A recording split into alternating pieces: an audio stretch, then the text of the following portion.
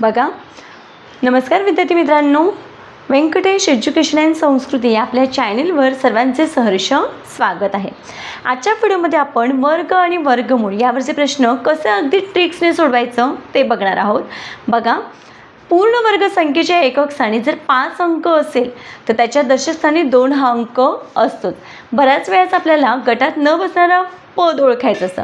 मग त्यावेळेस बघा, जर एकक स्थानी 5 असेल तर दशक स्थानी 2 अंक असेल तरच ती पूर्ण वर्ग संख्या आहे, हे लक्षात ठेवायचं.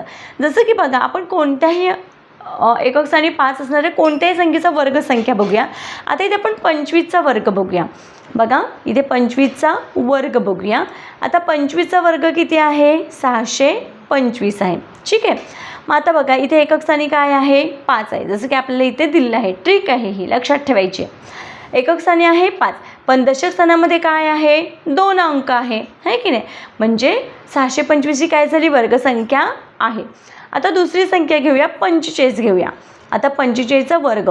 आता 5 एकक स्थानी 5 अंक असलेल्या संख्येचा वर्ग कसा काढायचा तेही आपण याच ट्रिक्सनुसार शिकूया. बघा, फक्त ही ट्रिक एकक स्थानी 5 असेल तरच वापरायची आहे. 45चा वर्ग काढायचा आहे. मग काय करायचं? एकक स्थानी कोणता अंक आहे? 5 आहे. या संख्येचा पहिला वर्ग करा. 5चा वर्ग किती आहे? 25. मग इथे लिहून घेतला आपण 25. आता 4च्या पुढचा अंक कोणता आहे? 4च्या नंतर अंक आहे 5 आहे. मग 4च्या पुढचा अंक आहे 5. मग या दोघांचा गुणाकार करूया. 4 पंचे 20. मग इथे काय लिहून घ्यायचं? 20 लिहून घ्यायचं. मग बघा, 45चा वर्ग आहे 2025. मग आता बघा, खरंच ही वर्गसंख्या आहे का चेक करूया.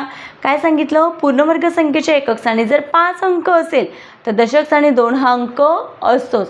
तुम्ही गुणाकार करून बघा की 45चा वर्ग बरोबर 2025 आहे.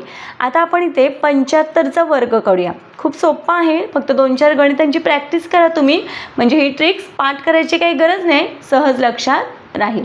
5चा वर्ग 25, 5 5 25. 7 आहे. 7च्या पुढचा अंक कोणता आहे? 8 आहे. मग 7 8 56. मग फक्त ते 56 इथे या पद्धतीने लिहून घ्यायचं. मग बघा, 75चा वर्ग 5625. कितीही अंकी संख्या असेल तरी आपल्याला याच पद्धतीनं काय करायचं आहे? वर्ग काढायचे आहे. आता बघा, सगळ्यात महत्त्वाचं म्हणजे बघा, दुसरा एक पॉईंट मला आवर्जून इथे सांगावंसं वाटेल. आता आपण काय करतो? 10चा वर्ग करतो. आता हे 5चं तुम्हाला समजलं आहे. 10चा वर्ग किती आहे? 10 10 100 आहे. मग बघा बरं, इथे शून्यांची संख्या कशी आहे? समसंख्या आहे. आता आपण काय करूया? 100चा वर्ग काढूया. मग 100चा वर्ग करताना काय करायचं? एक आहे तसाच लिहायचा एकदाच. आता हे 2 शून्य आहेत ना, त्याची दुप्पट करायची. 2 शून्याच्या ऐवजी किती होणार? 4 शून्य होणार. मग इथे 1 शून्य होता, 2 शून्य झाले वर्गसंख्या काढताना. आता इथे 2 शून्य आहेत, 4 शून्य झाले, म्हणजे 100चा वर्ग 10,000 आहे. ठीक आहे. आता बघा, 1000. मग आता बघा, 1000 ही वर्गसंख्या आहे का? तर नाही आहे, कारण इथे शून्यांची संख्या समान आहे का? नाही आहे. बघा, या शून्यांची पेअर लागते, पण याला कोण आहे का? जोडीदार नाही. त्याच्यामुळे 1000 ही काय आहे? वर्गसंख्या नाही. मग लक्षात ठेवायचं आहे, ज्यावेळेस शून्य असतात त्यावेळेस त्या शून्यांची संख्या कशी आली पाहिजे? समसंख्या आली पाहिजे. बघा, इथे 2 आणि 2ची पेअर लागली, जसं की इथे दोघांची आहे. तसं इथे 2 आहेत पण इथे 1 आहे, म्हणजे विषम शून्य नसतात. म्हणजे ही संख्या वर्गसंख्या असू शकत नाही. आता याच्यामध्ये बघा, जर आपण इथे घेतलं 1600, तर 1600 ही काय आहे? वर्गसंख्या आहे. कशी वर्गसंख्या? तर हे 2 शून्य आहे, त्याच्याऐवजी एकच शून्य घ्यायचा. आणि 16 हा कुणाचा वर्ग आहे? तर 4 चौक 16, म्हणजे 40चा वर्ग किती आहे? 1600. आता त्याच्याच ऐवजी जर आपण इथे असा अंक घेतला 4000, इथे मी अंक घेतला 4000, तर 4000 ही वर्गसंख्या येईल का? नाही येणार, कारण बघा, या शून्याची पेअर 1 शून्य लिहायचा. 4 हा 2चा वर्ग आहे, पण इथे शून्य एकटा राहिला, म्हणून ही वर्गसंख्या येणार नाही, आहे का नाही? कारण आपल्याला माहिती आहे, जर इथं नुसतं 400 घेतलं असतं तर या 2 शून्याच्या ऐवजी फक्त 1 शून्य घ्यायचा. आणि 4 हा 2चा वर्ग आहे, म्हणून मी इथे काय? 20चा वर्ग बरोबर 400, म्हणजे 400 ही काय आहे? वर्गसंख्या आहे. या पद्धतीने या ट्रिकचा वापर करायचा आहे. आणि आता जे मी सांगते त्याच्यावर फक्त 1-2-4 गणितं तुम्ही लगेच सोडवायची, म्हणजे तुमची प्रॅक्टिस होईल आणि हे कायम तुमच्या स्मरणात राहील. आता इथे वर्गसंख्यांमध्ये मला अजून एक गोष्ट सांगावीशी वाटते.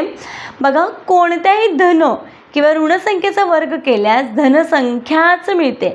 म्हणजेच आपल्याला इथे काय शिकायचं आहे, पूर्ण वर्गसंख्या या ऋण नसतात, म्हणजे पूर्ण वर्गसंख्या या नेहमी धनच असतात. मग आता बघा, जसं की इथे आपण आता इथे 7चा वर्ग करूया. मग 7चा वर्ग म्हणजे काय, 7 गुणिले 7 बरोबर किती, 49. मग बघा 49 ही धनसंख्याच आहे. आता इथे मी काय घेतलं, तीच संख्या घेते, फक्त वजा घेते, वजा 7चा वर्ग. मग बघा वजा 7चा वर्ग करताना आपल्याला काय करायचं आहे, वजा 7 गुणिले वजा 7. आता वजा 7 गुणिले वजा 7 2 वेळा वजा चिन्ह आहे. मग आपल्याला माहिती आहे 2 वेळा वजा चिन्ह असेल तर काय होतं, त्याचं वजा वजा अधिक होतं. मग 7चा वर्ग 7 7 49. मग 2 वेळा वजा त्याचं अधिक झालं. मग अधिक लिहिलं तरी चालतं किंवा नाही लिहिलं तरी चालतं. म्हणजे वजा 7चा वर्गसुद्धा काय येणार आहे, धन 49 हीच संख्या येणार आहे. म्हणजे लक्षात ठेवायचं आहे, कधीही वर्गसंख्या ही निगेटिव्ह नसते किंवा ऋण नसते, ती नेहमी धनच असते. बघा या होत्या छोट्या छोट्या गोष्टी की आपल्याला माहीत असणं खूप गरजेचं आहे. तेच आपण आजच्या व्हिडिओमध्ये बघितलेलं आहे. आता तुमचा बऱ्यापैकी वर्ग आणि वर्गसंख्या यावरील जो कन्सेप्ट आहे तो क्लिअर झाला असेल.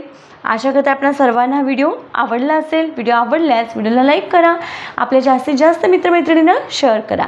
चॅनलवर नवीन असाल तर चॅनलला सबस्क्राईब करा. आजचा व्हिडिओ कसा वाटला ते कमेंटमध्ये नक्की सांगा. भेटूया पुढच्या व्हिडिओमध्ये नवीन घटकाचे. तोपर्यंत नमस्कार. थँक्यू.